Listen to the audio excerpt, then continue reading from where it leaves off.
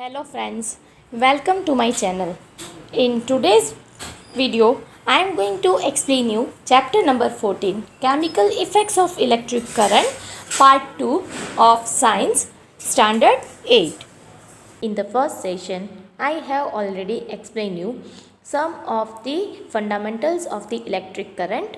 I have explained certain activities and we have concluded that most of the acids as well as base and the neutral liquids are good conductors of electricity. We should classify the materials as good and poor conductor of electricity instead of the conductors and insulators, because some materials allow the electric current to pass through it in certain condition.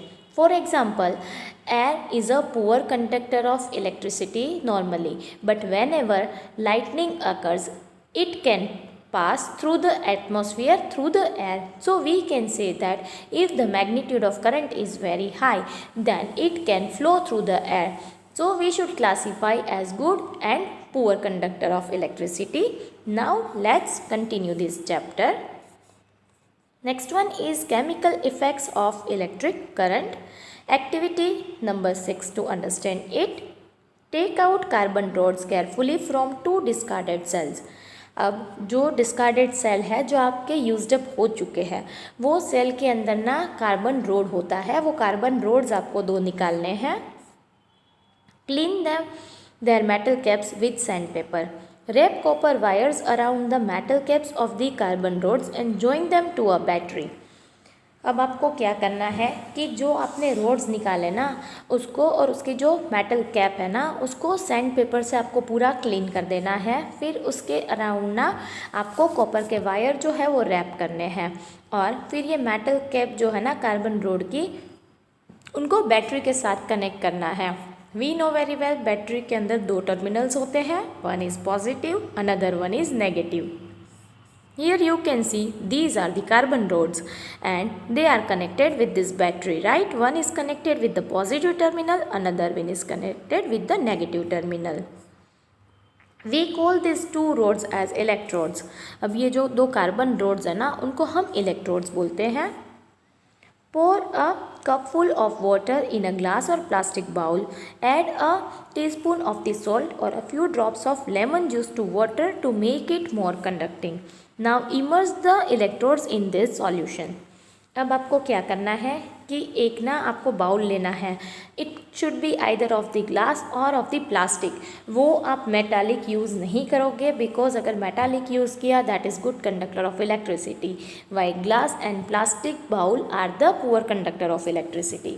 अब bowl के अंदर पानी भरना है और उसके अंदर या तो आप सोल्ट डालोगे या लेमन डालोगे जिससे उसकी कंडक्टिविटी जो है वो इंक्रीज़ होगी. फिर उसके अंदर कार्बन के रोड्स डालने हैं जैसे यहाँ पे दिखाया है. पूरा अरेंजमेंट ऐसे प्रिपेयर करना है.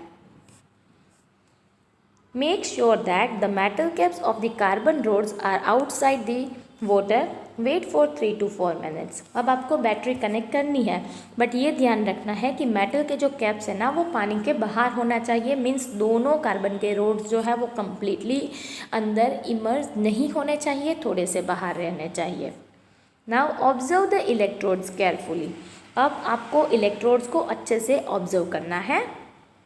In 1800, a British chemist William Nicholson had shown that if electrodes were immersed in water and a current was passed, bubbles of oxygen and hydrogen were produced.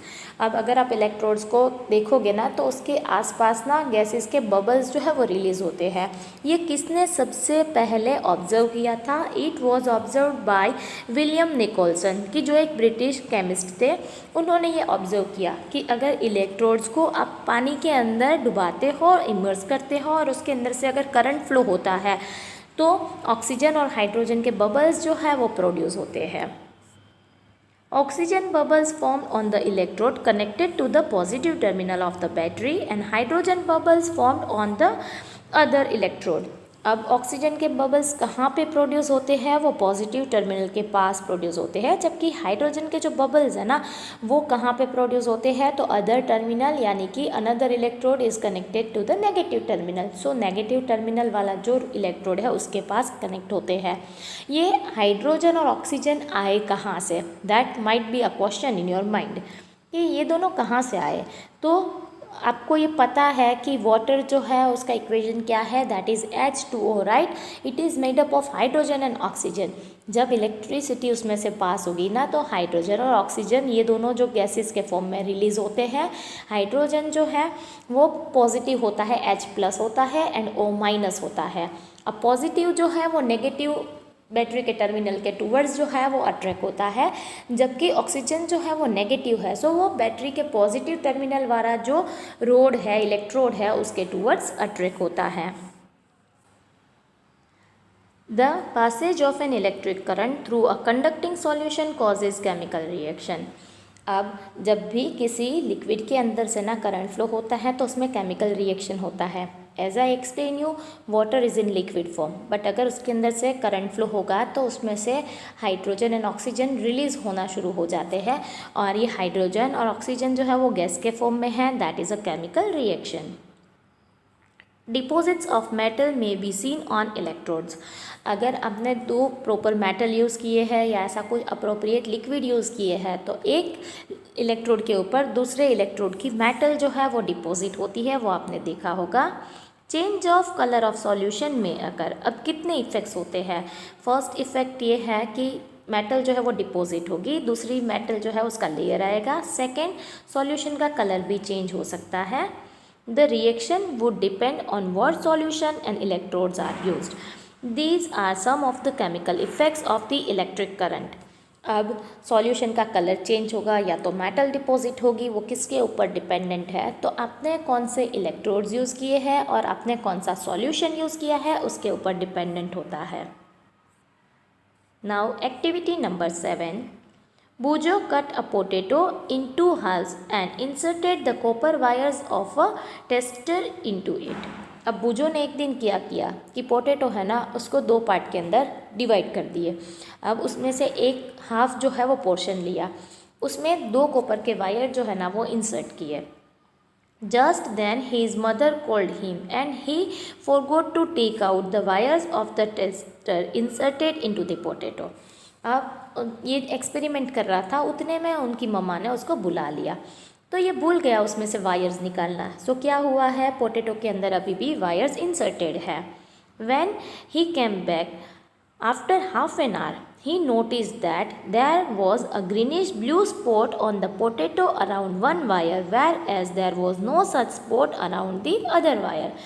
अब उसने देखा कि एक वायर के अराउंड ना पोटैटो के पास ग्रीन कलर का patch था, दूसरे वायर के आसपास ऐसा कुछ ऑब्जर्व करने को नहीं मिला। He was quite surprised. Actually he did this experiment to observe कि पोटैटो के अंदर से इलेक्ट्रिसिटी पास होती है या नहीं होती है, उसी के लिए ये एक्सपेरिमेंट कर रहा था। They found that it was always the wire connected to the positive terminal which had a greenish blue spot around it. अब उसने ये एक्सपेरिमेंट ना थोड़े बार रिपीट किया। उसको ये जानना था कि ये जो ग्रीन ब्लूइश जो स्पॉट बनता है वो कहाँ पे बनेगा। उसने ये ऑब्जर्व किया कि वो जो स्पॉट है ना वो जो वायर बैटरी के पॉजिटिव टर्मिनल के साथ कनेक्टेड है उसी के साथ ये स्पॉट जो है वो बनता है। What he wanted to identify, उसको क्या एक्सपेरिमेंट करना था, उसको एक्सपेरिमेंट ये करना था कि पोटैटो के अंदर से करंट फ्लो होता है या नहीं होता है। But what did he conclude, उसने क्या कंक्लूड किया, करंट तो डेफिनेटली फ्लो होता होगा तभी तो ये ग्रीन स्पॉट आया, right. So first answer is yes, current can flow through the potato. Second is उसको ये भी पता चला कि अगर कोई बैटरी आपके पास है उसके ऊपर कहीं पे टर्मिनल पॉजिटिव है या नेगेटिव मेंशन नहीं है तो उसके दोनों टर्मिनल के साथ आप वायर को कनेक्ट करके ऐसे पोटैटो के अंदर इंसर्ट कर दोगे और थोड़ी देर बाद ऑब्जर्व करोगे तो जिस साइड पे ये ग्रीन कलर का पैच होगा उसी साइड पॉजिटिव टर्मिनल होगा। Is it true, right. तो हम बैटरी के अंदर अगर टर्मिनल्स हमें नहीं दिए हैं तो हम इस तरीके से आइडेंटिफाई कर सकते हैं। This is all about science कि जब भी आप कुछ इन्वेंट करते हो तो ज़रूरी ज़रूरी नहीं है कि आपको जो एग्जैक्ट इन्वेंशन करना था उसी डायरेक्शन में पहुँचो। इट माइट बी पॉसिबल कि आपको कुछ नया इन्वेंशन भी मिल सकता है। जैसे यहाँ पे बुजो ने ये ऑब्जर्व किया कि ग्रीन पैच जो है वो पॉजिटिव टर्मिनल के पास होता है। So we can use this kind of the experiment to determine the terminals of an unknown battery. Next is electroplating. A brand new bicycle has shiny handlebar and wheel rims। अगर आपके पास brand new cycle है ना तो उसके अंदर आप देखोगे तो उनके हैंडल बार, व्हील रिम्स ये सब कुछ शाइनी होते हैं, right. However, if these are accidentally scratched, the shiny coating comes off the revealing a not so shiny surface beneath। अगर एक्सीडेंटली कहीं पे स्क्रैचेस आते हैं ना तो आप ऑब्जर्व कर सकते हो कि जो आपको शाइनी कोटिंग दिख रहा था ना वो एक्चुअली शाइनी सरफेस नहीं होती है, उसके नीचे जो है ना वो थोड़ी डल सरफेस होती है। Some ornaments appear to be made of gold. However, with repeated use, the gold coating wears off, revealing silver or some other metal beneath। अगर आप ऑर्नामेंट्स देखोगे, अगर आप ये नेकलेस देखोगे, यू माइट फील कि it is made up of gold, but ideally वो gold का नहीं होता है, वो सिल्वर या और किसी मेटल का होता है। उसके ऊपर गोल्ड का ना जस्ट एक लेयर लगाया हुआ होता है। In both this cases a metal has a coating of another metal. अब इसमें आपने क्या ऑब्जर्व किया कि जनरली एक मेटल के ऊपर ना दूसरा जो मेटालिक लेयर है वो लगाया जाता है ताकि जो भी आपके पास ऑब्जेक्ट्स है वो शाइनी दिखे, अट्रैक्टिव दिखे। Activity number 8, we will need copper sulphate and 2 copper plates of size around 10 centimetre by 4 centimetre. Take 250 millilitre of the distilled water in a clean and dry beaker. अब आपको क्या करना है, copper sulphate लेना है और 2 copper की plates लेनी है। दोनों प्लेट्स जो है वो 10 बाई 4 सेंटीमीटर की साइज़ की होनी चाहिए और 250 मिलीलीटर आपको डिस्टिल्ड वाटर लेना है और उसको ना कहाँ पे रखना है, क्लीन और ड्राई बीकर के अंदर रखना है। Dissolve 2 teaspoon full of the copper sulphate in it. अब आपको इस डिस्टिल वाटर के अंदर कॉपर सल्फेट जो है उसको ऐड करना है और अच्छे से हिला के मिक्स करना है। सो कॉपर सल्फेट का जो सॉल्यूशन है वो प्रिपेयर होगा। Add a few drops of dilute sulphuric acid to copper sulphate solution to make it more conducting. अब कॉपर सल्फेट के सॉल्यूशन को और ज़्यादा कंडक्टिंग बनाने के लिए यहाँ पे हमें डाइल्यूटेड सल्फ्यूरिक एसिड ऐड करना है जिससे कंडक्टिविटी इंक्रीज होगी। Now clean copper plates with sandpaper. Now rinse them with the water and dry them. Connect the copper plates to the terminals of a battery and immerse them in a copper sulfate solution. अब आपको 2 copper की plate लेनी है। अगर उसके ऊपर dust या green patches है तो आपको सैंड पेपर से उसको क्लीन करना है, फिर पानी से धो के उसको ड्राई करना है। ड्राई करने के बाद दोनों जो कॉपर के प्लेट्स हैं ना उनको बैटरी के साथ कनेक्ट करके फिर ये कॉपर सल्फेट सॉल्यूशन के अंदर इमर्स करना है। हियर यू कैन से ये दोनों कॉपर की प्लेट्स है, बैटरी के साथ कनेक्टेड है और ये कॉपर सल्फेट सॉल्यूशन के अंदर इमर्स्ड है। Allow the current to pass for about 15 minutes. अब स्विच को कनेक्ट करके यहाँ पे क्या करना है, 15 मिनट्स तक करंट को पास होने देना है। Now remove the electrodes from the solution and look at them carefully। अब आपको करना क्या है कि सॉल्यूशन जो है वो आपको अब सप्लाई बंद करना है करंट का। इलेक्ट्रोड जो है उसको बाहर निकाल के उसको अच्छे से देखना है। When electric current is passed through the copper sulfate solution, copper sulfate dissociated into the copper and sulfate। अब क्या होगा, जब भी करंट पास होता है कॉपर सल्फेट सॉल्यूशन के अंदर से तब कॉपर सल्फेट जो है वो डिसोसिएट होता है, यानी कि अलग एक दूसरे से हो जाते हैं। कॉपर और सल्फेट ये दोनों एक दूसरे से जुदा हो जाएंगे। The free copper gets drawn to the electrodes connected to the negative terminals of the battery and gets deposited on it. अब क्या होगा कि कॉपर और सल्फेट दोनों अलग हुए। कॉपर जो है ना वो पॉजिटिव होता है, दैट्स वाई वो बैटरी के नेगेटिव टर्मिनल वाला जो इलेक्ट्रोड है उसके टूवर्ड्स अट्रैक्ट होता है और नेगेटिव टर्मिनल वाला जो इलेक्ट्रोड है कॉपर का उसके ऊपर और भी कॉपर जो है वो डिपॉजिट होता है। From the other electrode a copper plate an equal amount of the copper get dissolve in the solution, thus the loss of the copper from the solution is restored and the process continues. अब क्या होगा कि sulphate जो है वो अकेला रहा, तो सल्फेट क्या करेगा, जो पॉजिटिव टर्मिनल वाला कॉपर का रोड है ना उसको अट्रैक्ट करेगा, यानी कि पॉजिटिव टर्मिनल के पास से कॉपर जो है वो सल्फेट के साथ गया, तो अल्टीमेटली जो सॉल्यूशन है वो तो कॉपर सल्फेट का बन गया, यानी कि जो सिचुएशन है वो बैलेंस हो गई। So what we can say ideally होता क्या है कि जो भी कॉपर सल्फेट का सॉल्यूशन है उसमें से कॉपर निकल के नेगेटिव टर्मिनल के पास चला गया और पॉजिटिव टर्मिनल से कॉपर निकल के सॉल्यूशन में आया। सो सॉल्यूशन के अंदर तो जितना कॉपर था उतना एज इट इज़ रहा, लॉस किसको हुआ, पॉजिटिव टर्मिनल को, और गेन किसने किया, नेगेटिव टर्मिनल ने। So we can say that ultimately positive terminal से नेगेटिव टर्मिनल के टूवर्ड्स जो है वो कॉपर जाता है। The process of depositing a layer of any desired metal on another material by means of electricity is called electroplating. अब इस तरीके से एक मेटल के ऊपर अगर दूसरे मेटल का लेयर बनता है तो इस प्रोसेस को ना हम इलेक्ट्रोप्लेटिंग बोलते हैं।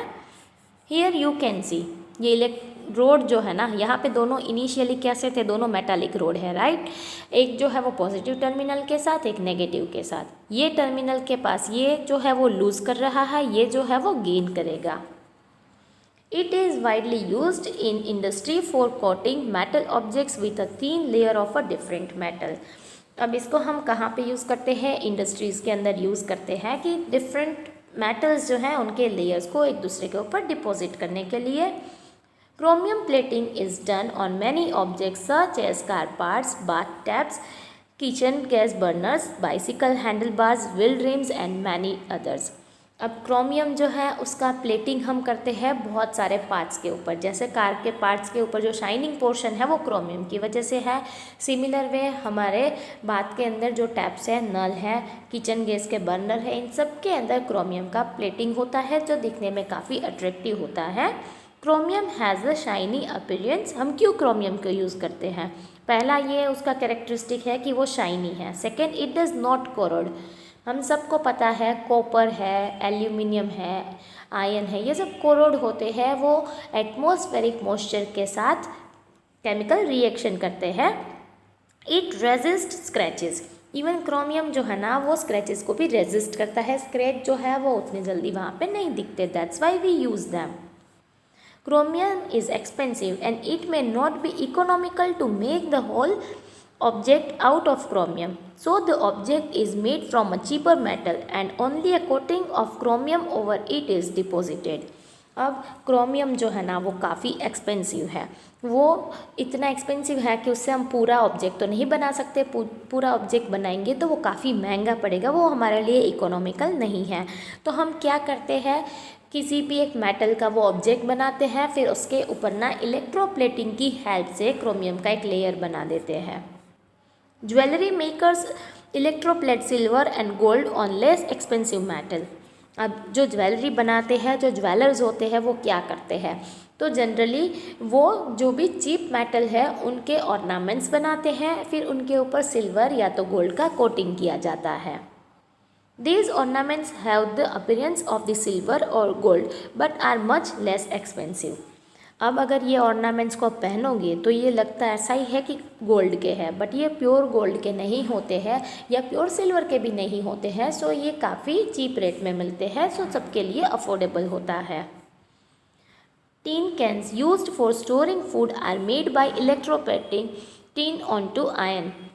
अब जो हम टीन के कैन यूज़ करते हैं ना फूड को स्टोर करने के लिए, वो आइडियली ना आयरन के बने हुए होते हैं, बट आयरन के अंदर रस्टिंग होता है, जबकि टीन जो है उसमें उतना रस्टिंग नहीं होता है। दैट्स वाई आयरन के ऊपर टीन का इलेक्ट्रोप्लेटिंग किया जाता है।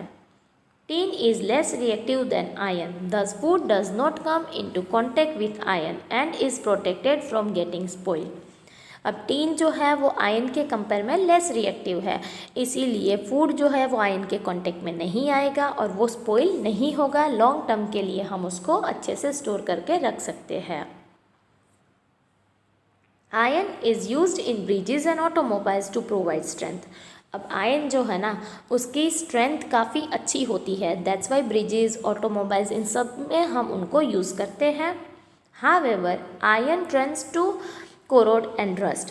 So, a coating of zinc is deposited on iron to protect it from the corrosion and formation of rust. But generally क्या होता है कि आयन जो है ना उसमें रस्टिंग होता है, वो कोरोड भी होता है, इसीलिए उसके ऊपर जिंक का एक लेयर लगाया जाता है जिससे कोरोजन ना हो। In the electroplating factories, the disposal of the used conducting solution is a major concern.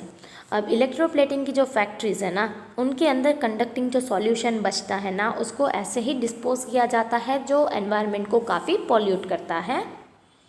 It is a polluting waste and there are specific disposal guidelines to protect the environment. अब इनको ऐसे ही अगर dispose किया जाएगा तो environment के अंदर काफ़ी सारा पॉल्यूशन होता है। दैट्स वाई गवर्नमेंट ने कुछ गाइडलाइंस बनाई है कि उनको कैसे डिपॉजिट करना है, सो दे शुड फॉलो इट, ताकि हम एटमॉस्फेयर जो है उनको पॉल्यूशन से बचा सकें। Here I have explain you entire chapter. Thank you.